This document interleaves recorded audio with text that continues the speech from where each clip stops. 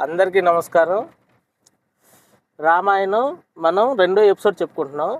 ఈ ఎపిసోడు అయిపోయేసరికి మనం చిన్న తిరుపతి వెళ్తాం.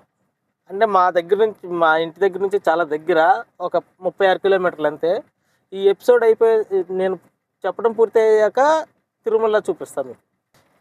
అంతే కదా. శ్రీరామ రామ రామేతి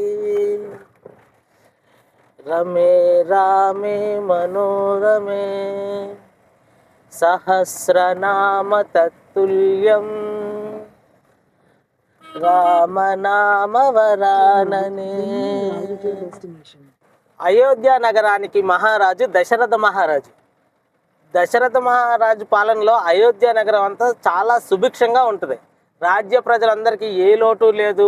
పాడి పంట అన్నీ పుష్కలంగా ఉంటాయి. అందరూ సంతోషంగా ఉంటారు.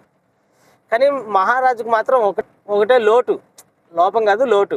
ఆ లోటు ఏంటంటే మహారాజుకి వారసులు లేరు. అయితే దశరథ మహారాజుకి 3 భార్యలు, కౌసల్య, సుమిత్ర, కైకేయి. అయితే 3 భార్యలు కూడా సంతానం కోసం చాలా చాలా దేవుళ్ళని ప్రార్థిస్తారు, అవదు. వశిష్ఠ మహర్షి సలహా మేరకు దశరథ మహారాజు పుత్రకామేష్టి యాగం మొదలు పెడతాడు. పుత్రకామేష్టి యాగం పూర్తి అయ్యేసరికి అగ్నిదేవుడు ప్రత్యక్షమై ఒక పాయసం ఇస్తాడు. పాయసం ఇచ్చి ఆ పాయసం అంటే నీ భార్యలకి సంతానం కలుగుతుందని చెప్తారు. దశరథ మహారాజుకి 3 భార్యలు. అయితే దశరథ మహారాజు ఏం చేస్తాడంటే 3కి సమానంగా ఇస్తాడు. అయితే వాళ్ళు తాగాక కౌసల్యాదేవికి రాముడు పుడతాడు, సుమిత్రాదేవికి లక్ష్మణుడు, శత్రుఘ్నుడు పుడతాడు, కైకేయికి భరతుడు పుడతాడు.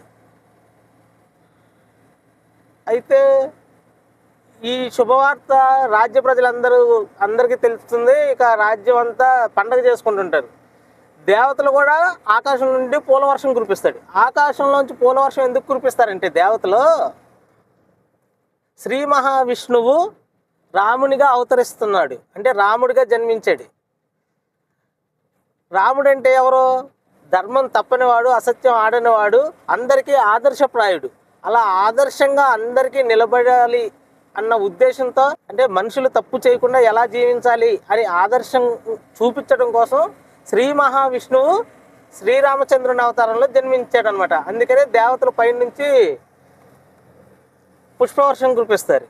అయితే శ్రీరామచంద్రుడు బాల్యంలోనే చేసిన మహిమలేంటి, తర్వాత విశ్వామిత్రుడు ఎందుకు వచ్చాడు అయోధ్యకి, ఇవన్నీ మనం నెక్స్ట్ ఎపిసోడ్లో చెప్పుకుందాం. ఇది తిరుమలలో ఉన్న శివాలయం అండి. ముందు శివాలయంలోకి వెళ్ళాం, తర్వాత గుడికి వెళ్ళాం.